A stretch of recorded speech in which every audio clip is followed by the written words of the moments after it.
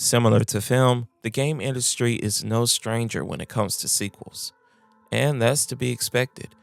While attempting to capitalize on a game's popularity, companies will pressure developers into making follow ups no matter the cost, which results in development issues that negatively impact the game. If you're looking for a good example, look no further than White Day 2, the flower that tells lies. I'll make you sorry, though. Hey, Jung Soo-jin. Just put it on my tab. This game is a continuation of the 2017 release White Day: A Labyrinth Named School, which in itself was a remake of the original released back in 2001 for PC. White Day 2 was originally dubbed Swan Song. The game was going to be a VR title that followed the main character and 5 female students as they investigate a mysterious song students will hear around the school. And with a 2018 release date, fans were excited, but that excitement was short-lived.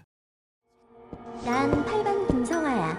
너는? 여기서 뭐 하고 있는 거야? 오늘따라 학교가 좀 이상한 것 같다. To say information about this project was iffy at best is probably the understatement of the century.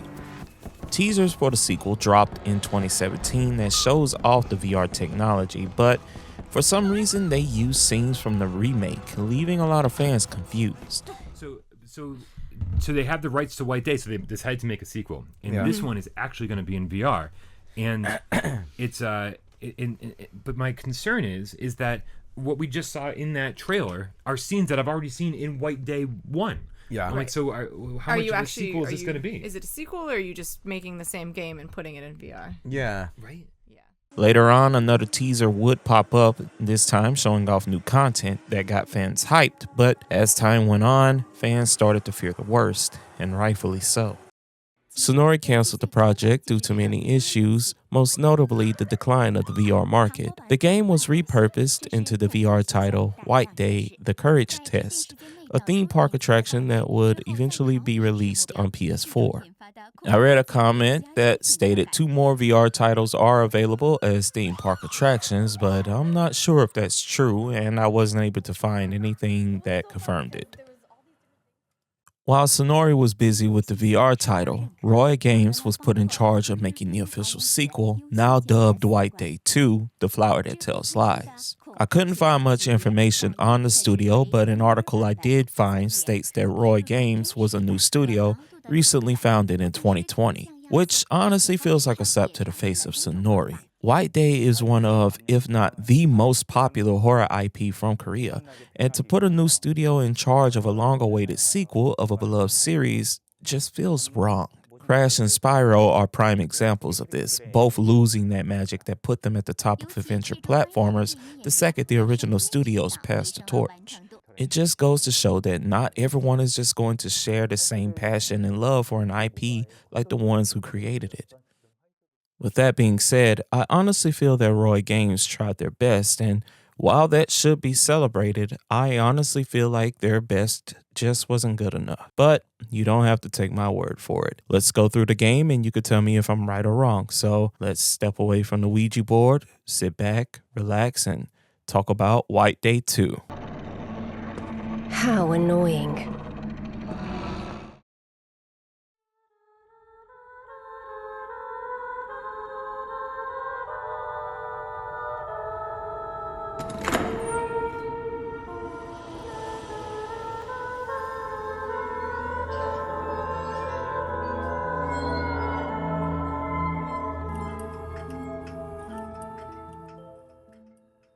Okay, from the start screen, we can already see one of the biggest differences from the remake.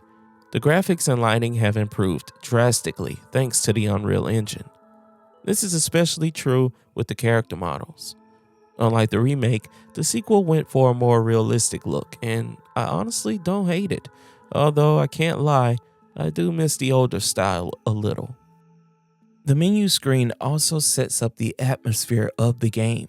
The remake oozed atmosphere, and you really got a sense of scale as you walked around this big empty school with nothing but the sound of your own footsteps to fill the void of endless silence around you. You can jump at the sounds of thunder, wind shaking the windows, or maybe closing doors or moving desks down the hall.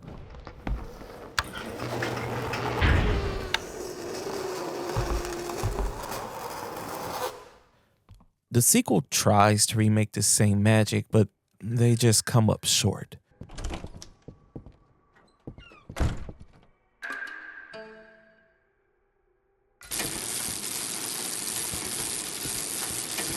Instead of the school feeling vast and empty, it just feels small and crowded.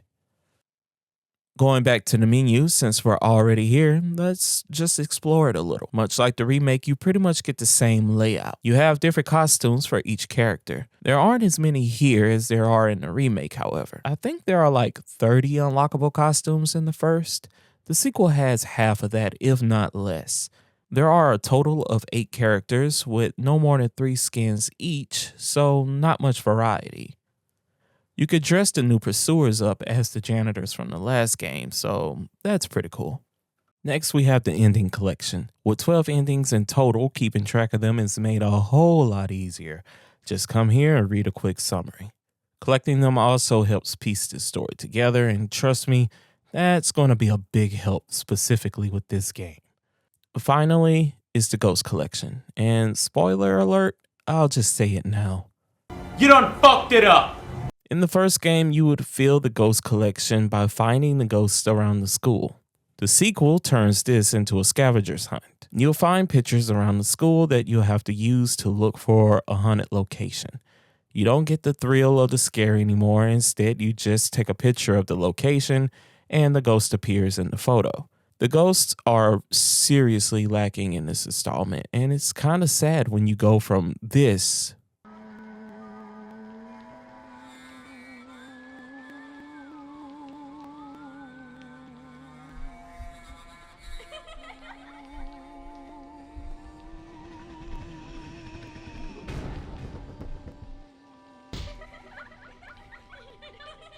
to this.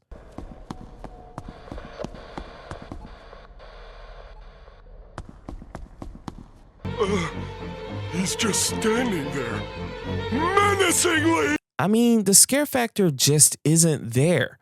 The first game wasn't Fatal Frame scary, but it legit got fear out of me on a few occasions. Whereas White Day 2 pretty much gets none. There are a few ghosts you can meet around the school, and one specifically is at the start of Building 1. You're walking around and all you hear is this banging noise until you look around and you happen to find a cabinet. You open the door and you find the source of the sound.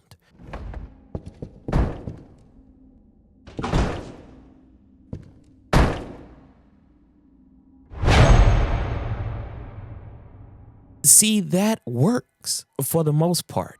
I mean, the ending was kind of lame, but if only the game did more of that, it would have probably been received better by players. There are a few moments where you think the game is going to stick that landing, but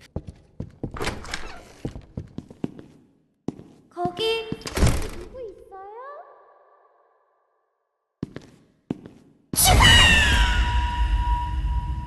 it falls flat on its face into a barrel of rusty nails and lemon juice.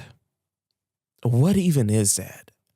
What the hell is even that? This isn't to say that the game doesn't have its moments, but they are so far in between to the point where they feel non-existent. One plus side is the environments. I gotta admit, seeing Yeondu High School remade on the Unreal Engine is an absolute treat, man. The game takes place a few hours after the first one, so the lecture hall is nearly completely wrecked after Heemin's fight with the Fire Guardian. You won't spend much time here beyond the first few minutes of the game. The new building and Building 2 are pretty much the same. Building 1, however, is open more. The third and fourth floors are open for exploration, introducing new rooms like the photo studio or small auditorium. So that's pretty cool. But despite how cool the environments look, their functionality is another concern.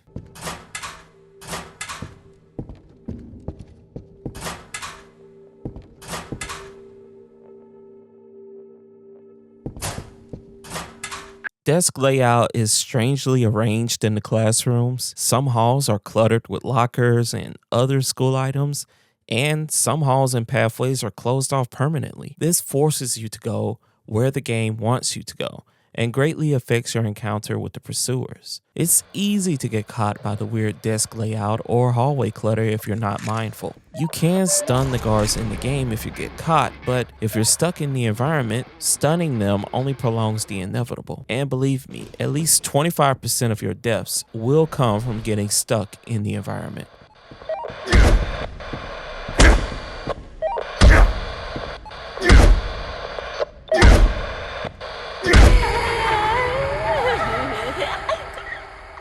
Speaking of guards, in the sequel, you won't be pursued by the janitors. Instead, the spirits will possess the 2 police officers stationed outside of the school gates. They are far more relentless and way more aggressive than the janitors. They can spot you from long distances and aren't easily evaded. In the first game, the janitors were annoying, but it became easier to deal with them the more you played the game. You learn little tricks like breaking their line of sight using doors or corners, or distracting them and keeping them busy by opening doors and turning on lights in classrooms. That way they'll be too busy checking each one to bother you. In White Day 2, if you're spotted, you're pretty much chased until the game gets tired or decides to just let you go.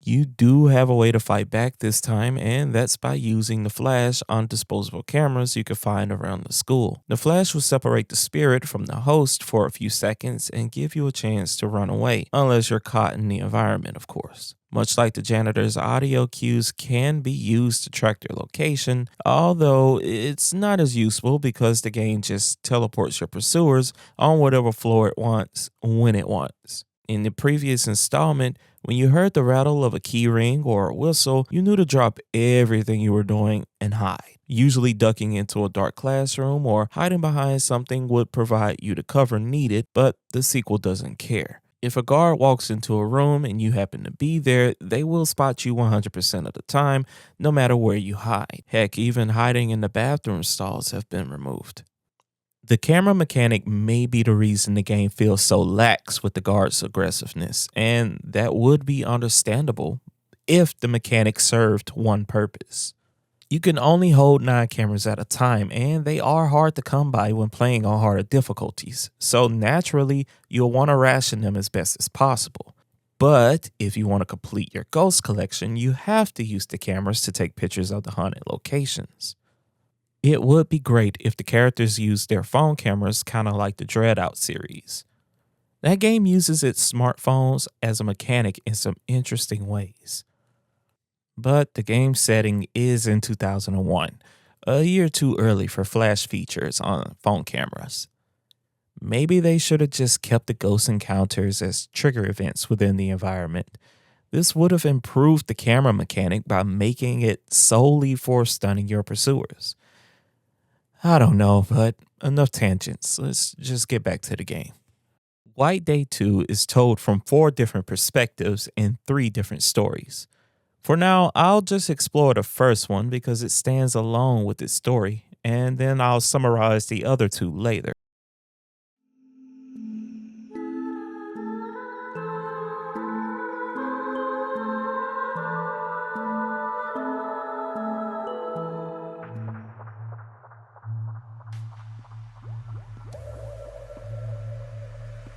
Nayoung, where are you? Stop messing around already! When we start the story, we actually get to see the scene of Sunga's death. She screams for help as a woman who looks a lot like my J-pop waifu, Suzuka from Atarashi Gakko Leaders, watches from outside. The screen turns black, and then we are introduced to our story's main characters, Sung Tae and Soo Jin, but I'll just call them Tae and Soo for short. Songtae, are you nuts?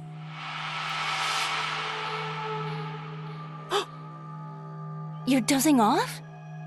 What did you do last night? You were watching porn, huh? Sue tells Tae there's been a fire at Yeondu High School much like the one 4 years prior. She tells him that she wants to investigate in hopes of finding answers to what happened back then and tells him to come along before stealing a pack of cigarettes and running away. Come to Yeondu High School after work. Hold on. Didn't you graduate already? I'm going to figure out what happened back then. If you don't want to come, fine. I'll make you sorry, though. Hey, Jung Soo-jin.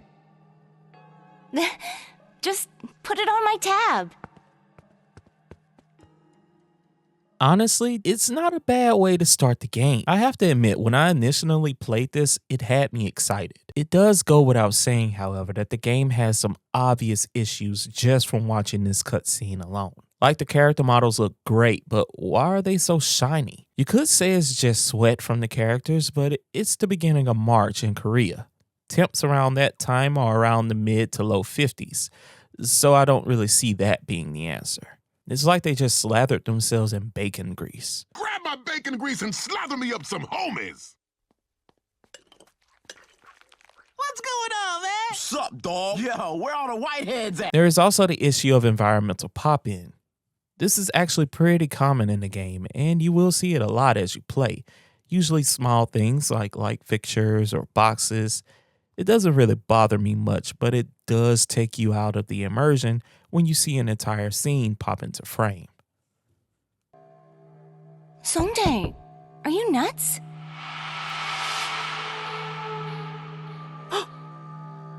You're dozing off? Oh man, that voice acting. Nah, that ain't it, y'all. Like the first game, White Day 2 has a localized version, but unfortunately, the voice acting just isn't up to par. It's not the worst by any means, but it's not that good either. There's just no way the voice actors had visual feedback when recording these lines. Sometimes their delivery and the action of the character models contradict each other, or sometimes the delivery can just come off emotionless. The stiff faces and animation of the character models could also be a contributing factor. In the first game, the characters felt alive, you know? Like, look at this scene from the remake and compare it to the scene from the sequel. Then, when my sister died, I wanted to find out who those calls were with. I feel so bad for her. She must have had some kind of reason. But no one knows. I can't even help her move on.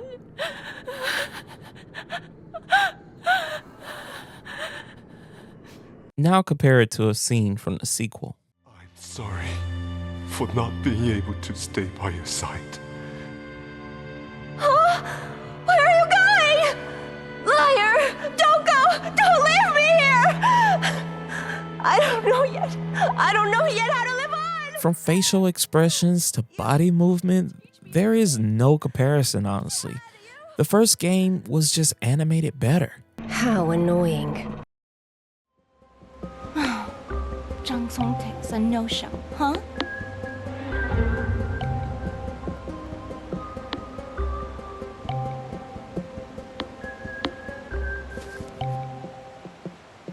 Hey, stop right there!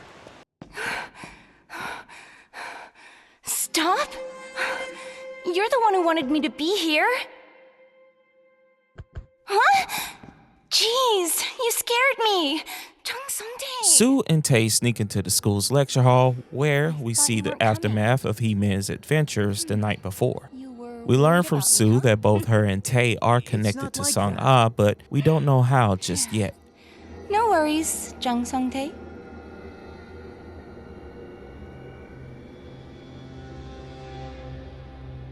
Something definitely happened here. I think there was a fire. What on earth? I heard some guy say that Sung-ah's ghost is haunting this building.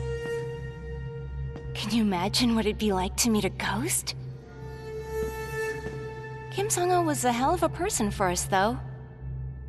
One of us loved her dearly. And another loathed her to death. They are interrupted by the guards banging on the doors and run for the exit. The doors close and seal shut after Sue passes through them, leaving Tay locked into the lecture hall. No problem, we just have to find the talisman to open the door, and we do that by solving an environmental puzzle. The puzzles in White Day 2 are fine. The solutions are written down for you on surrounding documents. With the exception of maybe one or two, none of the puzzles in this game require you to do much out-of-the-box thinking.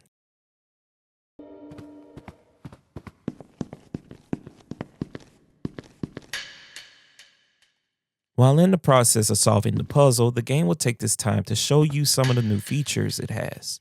So let's talk about that. First things first is the pause menu. If you look around, you'll notice two things. The first will be the saving option. Yes, you can save at any point in this game at any point you choose to do so. You no longer have to use felt pens on a bulletin board. This is pretty useful, but it's also a double-edged sword in a way. If you're like me and often forget to manually save, you will have a bad time. I remember I was nearly finished with the third episode, but there was this bug seen at the time that will cause the game to completely freeze if you're playing with English subtitles. I think that bug has been patched as of me writing this, but it wasn't at the time and I was forced to quit the game. I didn't save while playing and lost nearly 2 hours of progress. Moral of the story, be sure to save often. The next minor change is the objective list. In the right corner of the inventory, the game will keep track of your objective in case you forgot what you're doing. It's usually something vague like find the bolt cutters or head to the new building. It's useless, but I guess it's better than nothing. Outside of the menu, you have a new light mechanic. No longer do you have the lighter, instead it's replaced with a generic flashlight that you have from the start. I'm honestly sad to see that go, you know? Every horror game uses flashlights, so the lighter gave the first game its own identity. It also added to the game's creepiness. You know, walking around a haunted school, walls painted with a dim orange from the flickering flame of the lighter. So creepy. Okay, continuing on with the game, we learn that the firefighters got frightened by a ghost in the lecture hall and dropped the talisman, breaking it into 4 pieces. After finding all 4, we can head to the door when a burning woman appears and tries to stop us. If you don't get close to her, nothing will happen. You could pretty much just run around her and run to the door, so let's just do that. Wait a minute, is it me or does she look very familiar? In the game, you could find a document about a woman who died in a bombardment after losing her child, so naturally you would think that this is the ghost of that woman. But if you also played the first game, you would know that the ghost of Sung-A's mother, Eun-mi, suffered from a limp after she fell from the 4th floor in the new building. The firefighter also stated they found the charred remains of a young woman in the school, which had to be Eun-mi because she was the only living person that died that night prior. Also, Eun-mi's soul was put to rest in the first game along with her daughter, so this can't be her, right? Jeez, it's only been 10 minutes and this game is already giving me an aneurysm. After leaving the lecture hall and escaping our first lackluster ghost encounter, Tae will be drawn to the ringing phone when he sees the ghost of Na Young hanging in the window.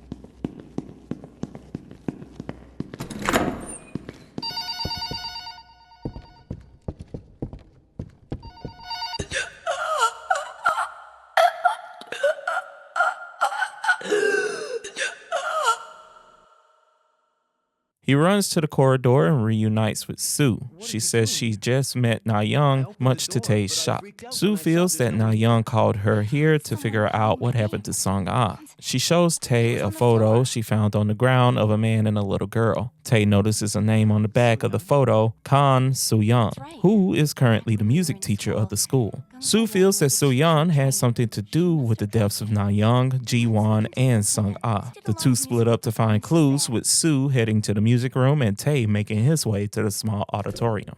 Tae goes to the 4th floor and notices the auditorium is locked by a seal, so he has to find the talisman first. He finds it in a locked cage in the drama club room. The key is locked inside of a gingerbread house because some of the gingerbread men are missing.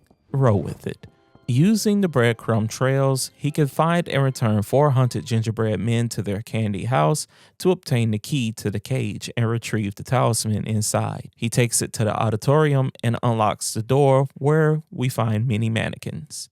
Tay notices that the mannequin in the middle has a talisman in its chest, and it's missing some limbs. Looking around the room and taking the needed limbs from the other mannequins will cause them to come to life and chase Tay around the room. It's kind of like the mannequin level in the Bridge Curse Road to Salvation, which is actually a good game, unlike this piece of shit. Be sure to take only the bloody parts from the 3 mannequins. If you take parts you don't need, you'll just animate more enemies. Putting the limbs on will release the talisman and defeat the hostile mannequins. Leaving the auditorium, Tay runs into a woman he calls Yuki. He questions why she is in the school, but she ignores him and asks him the same. Tay tells her that he was brought here by Sujin, and it's here we learn about her secret. Well, just personal reasons. What brings you here? Somehow, Sujin ended up dragging me here. Oh, Chung Soo-jin. Be careful. They say Chung Soo-jin killed Sung-ah, you know? There might be some truth to that rumor. Tay takes the talisman and breaks the seal to Building 2 in search of Sujin. Shortly after, he is chased by a security guard and falls down a flight of stairs. He is saved by Sujin, and the two run to the first building, taking refuge in the nearest empty room. Sujin takes notice of Tay's hurt ankle and wraps it for him. From this interaction, we could tell that the two have feelings for each other, or at least Sujin does. She tells Tay to stay put and rest as she leaves to continue her investigation. If you don't, that cop's definitely gonna kill you. Are you really going out? It's too dangerous. It'll be fine. I should be able to handle it. You stay put until I come back. Sue wants to continue her investigation into the new building, but someone took the fuses to the electric doors. Tay found one during his investigation of Building 2, and with the help of Na Young, Sue obtains the other and opens the doors to the new building. Once in the hall, she finds a yellow key card on the ground. Taking that card will spawn in Hand's ghost. Sue is able to outrun it and make it to the safety of the new building. Upon entering, she quickly hides in a nearby classroom as the principal walks in with some of the worst voice acting I've heard in a game by far. It's strange. Who touched the tape? Who?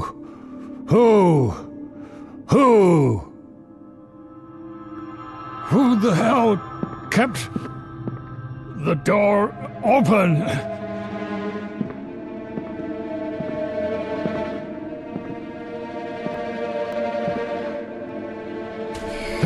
Hey, who's there?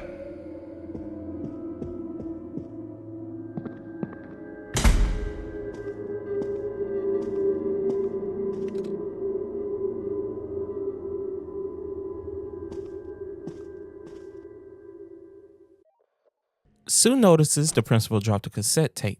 She takes it back to Tay in hopes that he can help her figure out what's on it. The two listen to the tape in horror as they realize the voice is that of Sung-ah. Sung-tae notices that the broadcasting equipment was live on air, meaning they just gave away their location to the guards. The two run out of the room as the principal appears and gives chase. They manage to get away from him and regroup in the stairwell. Sue tells Tay that she's going to go to the home ec room since that's where Sung-ah died, but Tay disagrees. That's where Sung-ah died. It's too dangerous. We're done here. Let's get out now. Jung Sung-tae, you keep acting like you want to leave. But you're not actually talking about leaving this school. You just can't face Sung-ah's death, can you?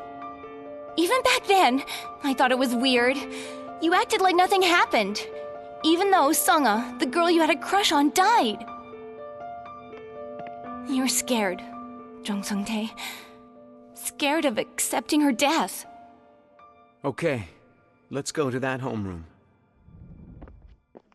It's here we learn that Tay was in fact in love with Sung-ah. After some hard-spoken words from Soo-jin, Tay has a renewed sense of justice and agrees to see the investigation through. The realization of his dedication to Sung-ah hurts Soo-jin, so she confronts him. They are interrupted by the security guard and run to the school's basement. Sung-tae closes the door to keep Soo-jin safe, and now she's in the basement all alone. Why isn't it opening? Jung Song-tae! Open this door right now!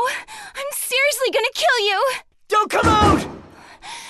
That idiot. Walking deeper in, Sue discovers that this is the prison and hospital the school was built on top of. She comes into a room of cells, obviously from when the school used to be a prison. Inside of one, she finds an unconscious student. Soon after, a blind man, simply known as the caretaker, walks into the room. He seems to be listening for Sue and attacking at the slightest sound. Creeping around the room, Sue uses the electric switches to unlock the doors and is able to escape the caretaker. For now. Sue is chased until she finds a way out through a secret bookcase door located in the new building. Leaving the classroom, she runs into Yuri. What are you doing here, Yuri? They say criminals always return to the crime scene. Am I right? What are you talking about? Why are you getting so defensive? You feeling guilty about something? Chung Soo-jin, you're the one who came here because you were scared. What are you talking about? You came because you heard that Song-a's ghost wanders around the school. Why? It's because you killed her, Kim Song-ah.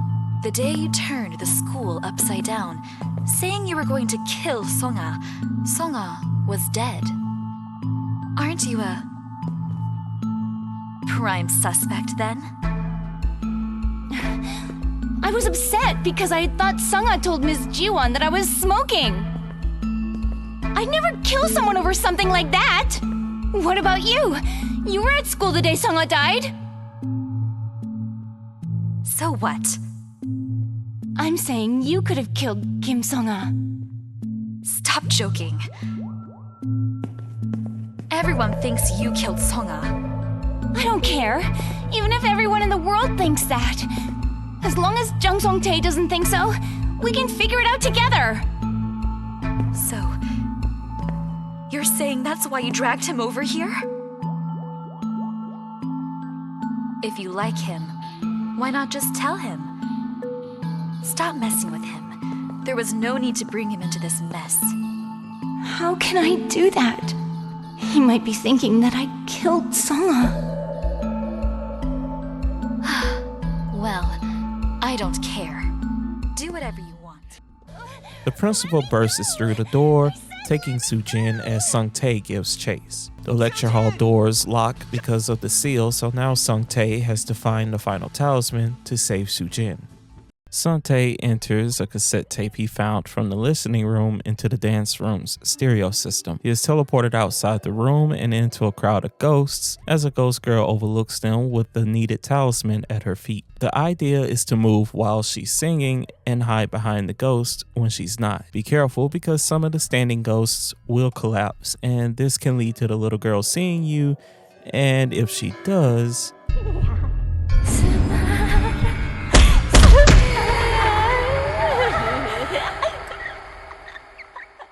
After beating the ghost at her own game, he rushes to unlock the doors before being stopped by the music teacher, Kan So-young.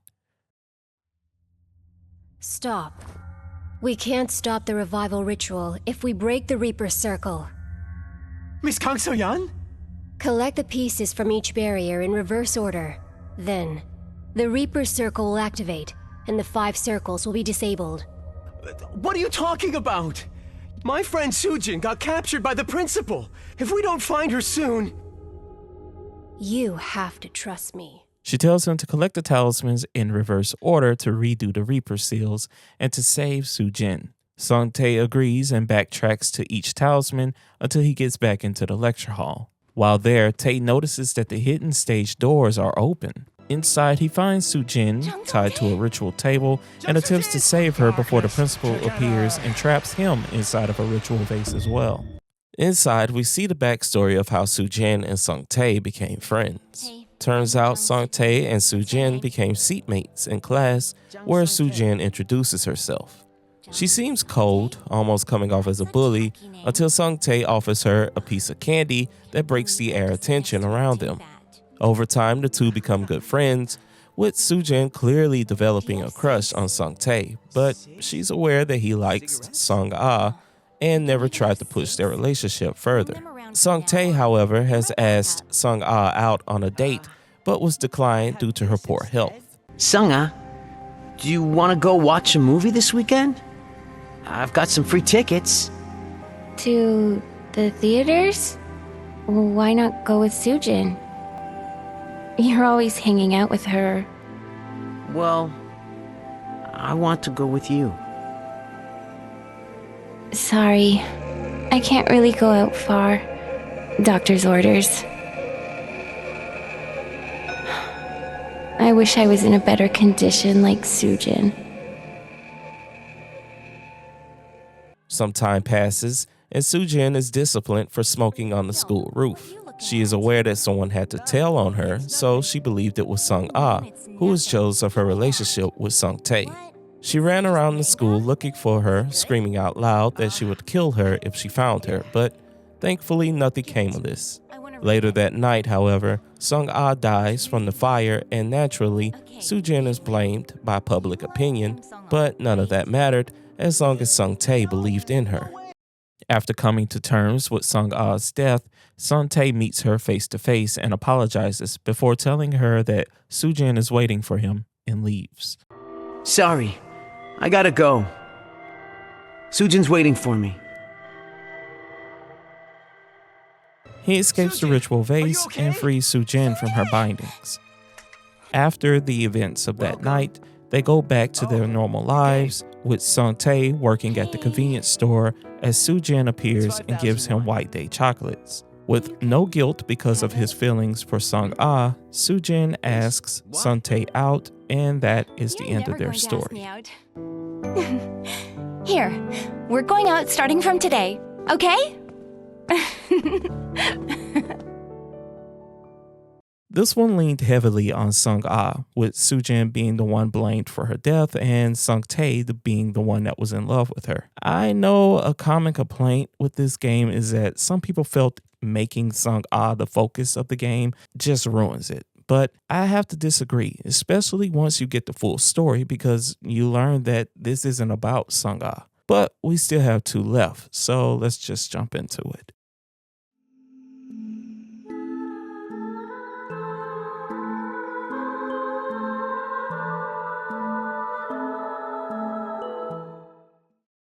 Story 2 will follow that of Kan So-yeon. If you play through G-Min's story in the first game, you can find a journal entry from Ji-won that mentions her and how she wanted him to investigate the mysterious song she was hearing around the school. A small nod to how the sequel was originally going to be called Swan Song. She was clearly set to be one of the driving forces for that concept, so it makes sense as to why she ended up in the final version.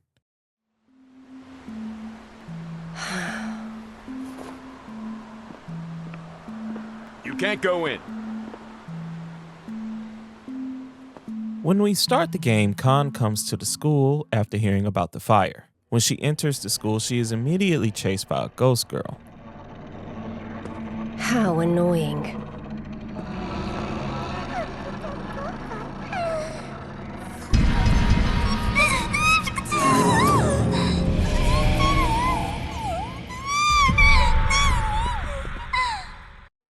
This is where Kan drops her photo she is carrying so Soo-jin can find it later. As for the ghost girl, she'll serve as Kan's main pursuer in the game. And she is a little more annoying than the guards, but also less aggressive. She's a ghost, so she patrols the halls and the classrooms by phasing through the walls and even floors. She can sneak upon you pretty easily, but she also loses interest in the chase just as fast, typically resetting after running through a few doors. I'll finally be able to break the barrier today.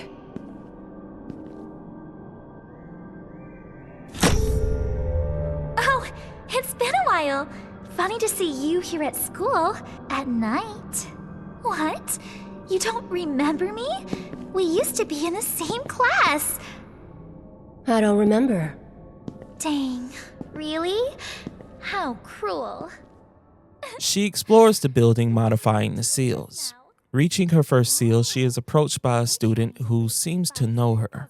Khan seems unfazed and continues on. While inspecting the seal in the new building, she is approached by the dead schoolgirl again. She says that Khan is only at the school because of her father's death that was originally believed to be a suicide. Of course, after playing after Soo-jin, we know that he was likely a victim of the caretaker. Stay with me? Stop talking nonsense. Or is it because of your dad? He died at this school. The case was closed as suicide, right? I'll admit, though, there's enough reasons to doubt that it really was a suicide. How do you know all that? You know if you stay in this school long enough. Speaking of which, it seemed like Mr. Kim Ji-won also got murdered by someone. The schoolgirl tells Khan that her predecessor Ji-won was also murdered and that a clue could be found in the music room.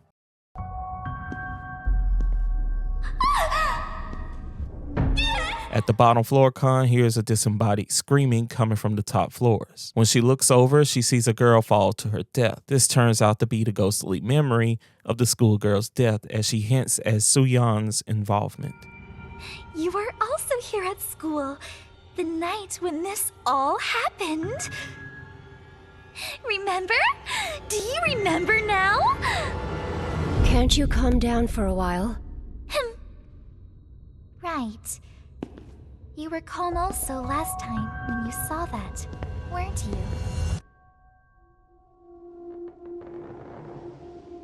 Headed to Building 2, Khan meets Soo-jin, who happens to be investigating the music room. Soo-jin mentions a girl named Eun-ju who died after meeting Khan back in high school. Soo-jin says that Khan has something to do with the deaths of both Sung-ah and Eun-ju, but she doesn't have the evidence to prove it just yet. She leaves while Khan continues her search. In the old building, she finds a list of names for possible body transfer candidates. Her father's name is on that list. She is then warned by the spirit of Eun-ju that her Reaper seals are being undone, likely by Sung-tae, who is chasing Soo-jin, so she leaves to check on them. While walking in the stairwell, Khan sees a familiar face players of the first game should know. It's Ji-hyun. We don't know where she's going, but she seems to be in a hurry to get there. There's a fire! Mom! Dad! Is anyone there? Help! Are those the screams of the dying? Nice. They're good to hear. Khan checks every seal, noticing they've all been broken. She heads to the new building, hoping the last seal is still in place. Before she could enter, she is stopped by the sounds of Sung-ah's dying words. Eun-ju appears, taunting her as usual. She then asks Khan if she knows who killed her, to which she replies, Do you know? Do you know who killed me? I do. So, you remember that it was you. From the guiltless way you were acting, I thought you didn't remember. I should have expected that from you. Turns out Khan was the one who killed Eun-ju all those years ago when she was younger. Oh, it bothers me. Please? That whispering sound really bothers me. Is it the sound of ghosts? Or am I just hearing things? What do you think? What are you talking about? I don't understand! Science! You don't know?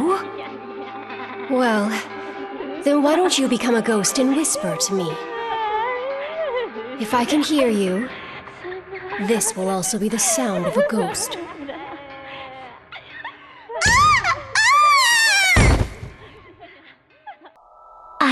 wish you died the most painful and horrifying way in the world. This results in Unju showing her true identity as the ghost girl who's been haunting So-yeon the entire night. So-yeon is able to escape Unju and makes her way to the last seal. Once there, she stops Sung-tae from breaking the final seal, instructing him to redo the rest in reverse order as she will handle the school's chairman. Sung-tae agrees and the two go their different ways. I'll look for the pot that holds the chairman's living soul and destroy it. So-yeon finds her father's old journal in the Lost and Found that details his experience with raising her. Turns out she has antisocial personality disorder and that she would kill bugs or hurt her friends with no remorse. He stressed how he wanted to teach her about empathy, so he made her apologize to her friends, and they also held memorial services for all the bugs that she killed. This resonates with So-yeon, and she gathers things around the school: a flower, candle, and a teddy bear. She takes the 3 items and holds a small memorial service for Unju. After that, she goes to the 4th floor into the back library room. On the podium, she finds an old book belonging to the school's original chairman. Inside, she finds a key to the school's history room display case. He states that he has to hide the key because if someone were to place one of his personal items on his ritual vase, that would trap his soul inside, leaving him vulnerable. So-yeon headed to the history room, grabbing the chairman's glasses from the display case. She places them on his ritual vase as the possessed principal bursts through the door to try and stop her. Placing the glasses on the bust takes the chairman's soul from the principal's body and into the bust. She then breaks it, defeating the immortal soul for good.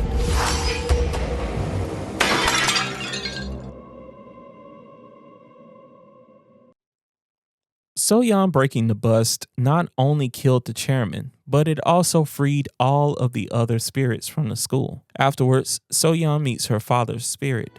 Sweetheart, Dad? I'm sorry for not being able to stay by your side.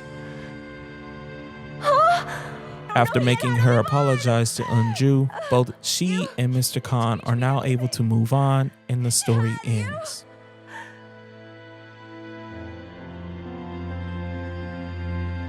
Isn't there something you have to say? Daddy told you.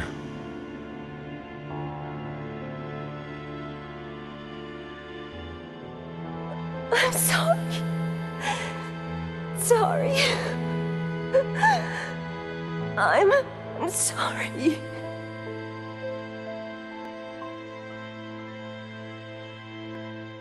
Story 2 focused more on the chairman and his connection to the school. It's probably my favorite of the 3 stories, not just because younger So-yeon looks like my J-pop waifu, but because the story is the better of the 3.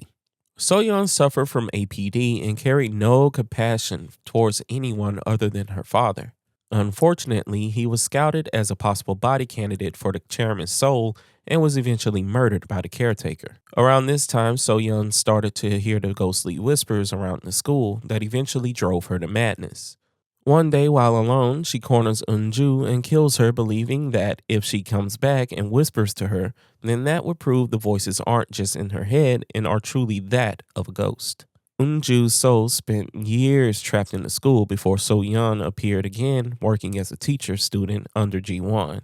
However, she never came to the school at night until the fire happens in 2001. The story of Unju and So-yeon is actually good, but just poorly executed. Unju only appears in the school once So-yeon appears, taunting her at every turn. She isn't really serious about killing her until she confirms that So-yeon remembers what she did to her. This is likely because So-yeon's father is constantly talking reason to her. This is who she is talking to when she says this line in the game.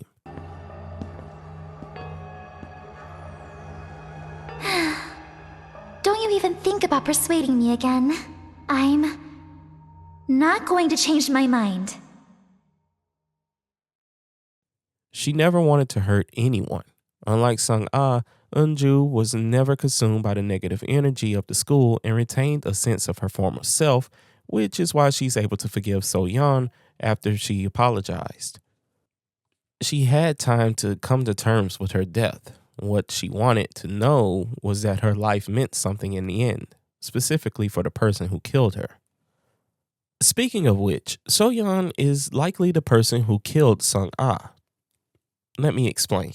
She has been seen tinkering with the seals, trying to create a Reaper seal that will destroy the chairman's ritual. I believe she is the one who dropped the fire talisman that caused the fire in the home economics room. In the original 2001 release, the music teacher caused the death to Sung-ah by dropping the fire talisman. In the remake, it was never stated what caused the fire, but it was just safe to assume that the story was the same until now. The music teacher did cause the fire, but it wasn't Ji-won. Instead, it was So-yeon. This means she didn't murder not just one, but two people. Are we sure we should be rooting for her at this point?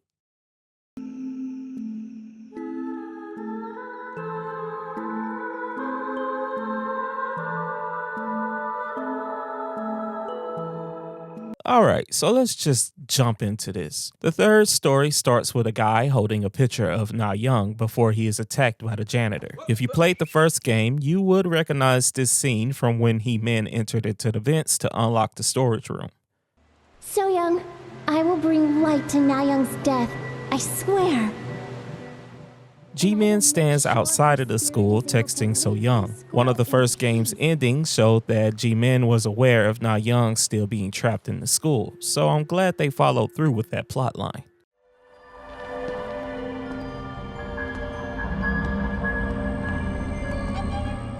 She's able to walk into the school without issue thanks to the guards being occupied by Sung-tae and Soo-jin. Walking into the new building, Ji-min notices the ghost of Na-young. She follows her into the library where she finds one of Na-young's diaries along with a picture of her in the broadcasting club room. Ji-min heads there next but is stopped by a ghost girl in the connecting hallway where she will be chased by the Hands ghost. After reaching the safety of the second building, Ji-min will enter into the principal's office and find an old journal that finally sheds light on what the first two stories teased. Turns out the chairman of the school obtained imperfect immortality from a holy tree. His soul is immortal but not the body, so he has kidnapped a lot of people and killed them in order to find the perfect vessel. This explains all the cell phones and IDs you could find while playing as Soo-jin. The list of names So-young found named a few people the chairman thought to be possible candidates. This is why her father was killed and his murder was covered up. She heads to the broadcasting room where she bumps into Yuri, who happens to be looking for something. She tells Ji-min to forget that she saw her before leaving. Ji-min will find a phone with text messages that threatens someone to come to the school or their secret will be exposed. Ji-min will then see a flashback happen that shows a younger Yuri holding the key to one of Na-young's diaries and is being confronted by a guy. Using the key, Ji-min opens the diary and decides to head to the home ec room next. From there, she finds another diary that leads her to the photo studio. Using instructions left behind for newcomers, she is able to develop a photo, the same photo that Yuri hid behind her back. A photo of Ji-won, Na-young, Yuri, and the male student, In-hyup. Ji-min notices the photo was taken in the library and heads to the new building. When we start to get close, we will notice Na-young walking into the library, letting us know that we're headed the right way. Once inside, Ji-min will start to see the past actions of In-hyup and Yuri. Each past vision reveals a hidden photo piece that, when put together, shows a picture of the painting room. She also finds a note left on the table by Na-young that states she's going to wait for Mr. Ji-won behind the storage room to put their plan in motion. At the location of Na-young's death, she sees a past vision of her lying on the ground in a ritual circle, and beside her is the fifth and final diary. With that, the story is painted in a full picture, but we could discuss that later. For now, Ji-min heads back to the new building to find a painting In-hyup did that Na-young mentioned in her earlier diary. Eunju appears, taunting about how much In-hyup must have liked Na-young. She tells Ji-min that he's locked in the school's basement, so she decides to go and check it out. Upon entry, she sees a giant tree has taken root. This has to be the holy tree mentioned by the chairman. It's likely grown in size as he prepares to take the body of Soo-jin. G-Man notices the talismans are marked in the pillars around the tree base. Undoing each at a time, she is very careful to avoid the caretaker, who is guarding the tree. Before we can undo the last one, the caretaker notices and nearly kills her before being saved by In-hyuk, who recently regained consciousness, only to die in the process. Hurry! His death wasn't in vain as G-Man undoes the final seal, causing the tree to collapse. G-Man heads back to the upper floor where she meets Yuri and the final scene plays. Why did you do that? Why? You're just as responsible for killing Han Na-young. No. Han Na-young killed herself because she was insane. It wasn't because I bullied her. On the day she killed herself, do you know what she did? She was doing this strange ritual at school with Miss Kim Ji-won. Ritual? It can't be. I'm the one who stopped them from doing that kind of stuff. Do you understand? Na-young killed herself because she was crazy enough to do those kinds of things at school! That's not it. Kim Sung-a's revive ritual failed because you got in the way. That also made Han Na-young's death in vain. What? Revival ritual? What is she saying? Would you stop bugging me? Why should I care about some insane girl who died? A sudden chill.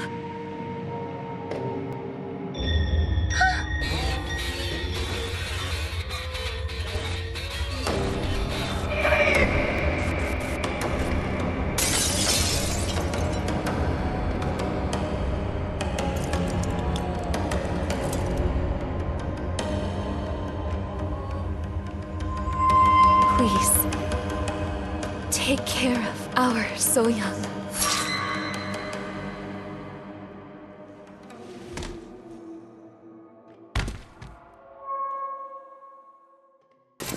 Damn! He ain't gonna be in White Day 3. And with that, we come to the end of White Day 2. Obviously, the third and final story focused more on Na-young and learning about the unknown factors of her death.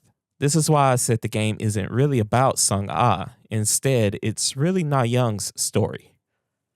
You see, according to the diary entries, Na-young was asked to join the broadcasting club by Ji-won, who happened to be the club's supervisor. He hoped the club activities would help her come to terms with the death of her best friend, Sung-ah.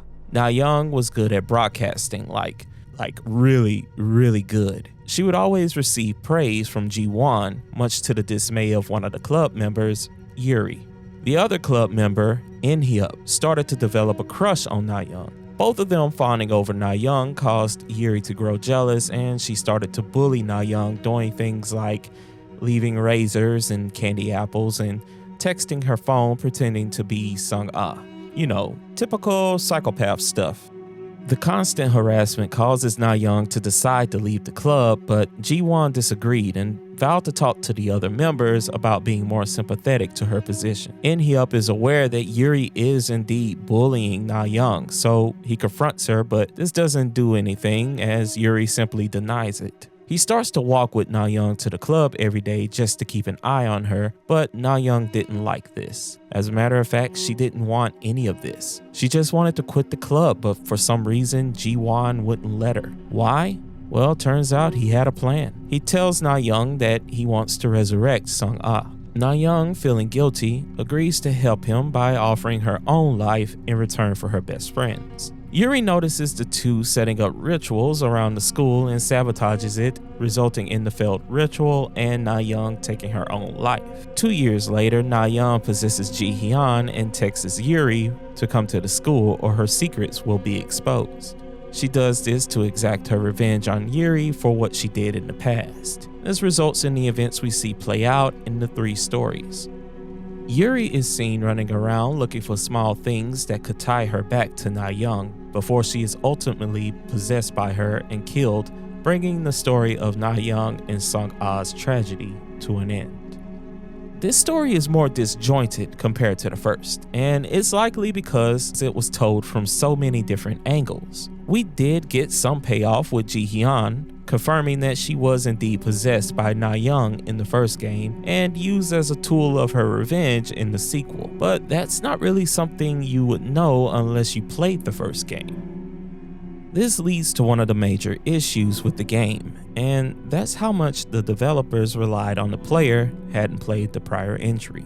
If you're just a casual gamer or a newcomer to the horror genre and this is the first game you play, there's no doubt you would be confused as to what's going on and who some of the characters are. I know I mentioned the Bridge Curse Road to Salvation in this video, but the first game I played in that series was actually the sequel. I could follow that story and characters because neither had anything to do with the prior entries. Heck, my first game in the God of War series was God of War 3, but I didn't feel a need to go back and play the older ones because 3 did such a good job at summarizing what I missed in the first 2. You can't do this with White Day 2 because it uses the same setting and mentions characters from the first game. So if you want to understand the second, you have to play the first, and that was just a bad call.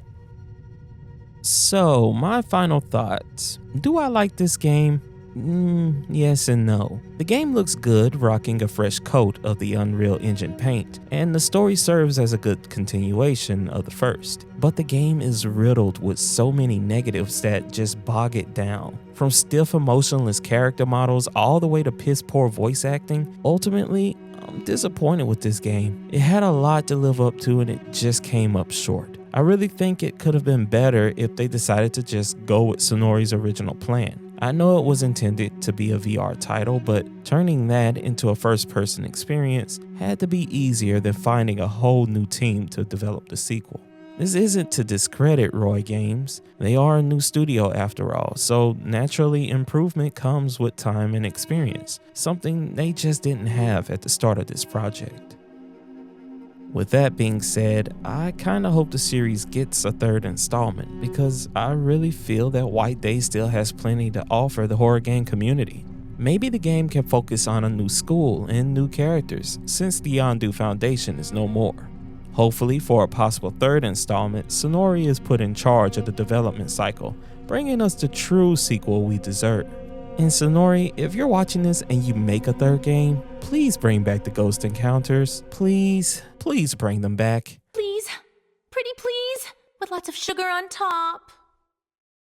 So yeah, that's White Day 2, a cautionary tale of game companies everywhere. I can't recommend anyone play this one, man. I've played through it at least 5 times now. I recorded the whole game in one go for this video only to realize I had no game audio. So I had to force myself to play it again just to get the footage, and I hated every second of it. That's a bad sign when people have to force themselves to play your game. But like I said, I hope this isn't the end for the White Day franchise. Hopefully Sonori can save it, and I really believe they can because, like I said earlier, no one, and I mean no one, is going to give someone's creation the same love and attention as the ones who created it.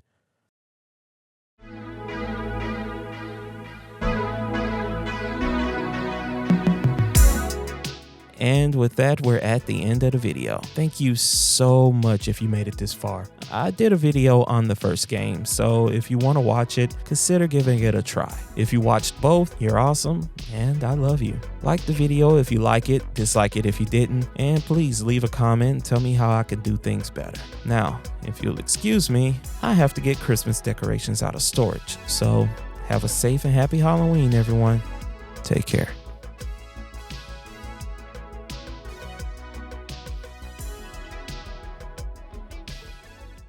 You were watching porn, huh? What? No.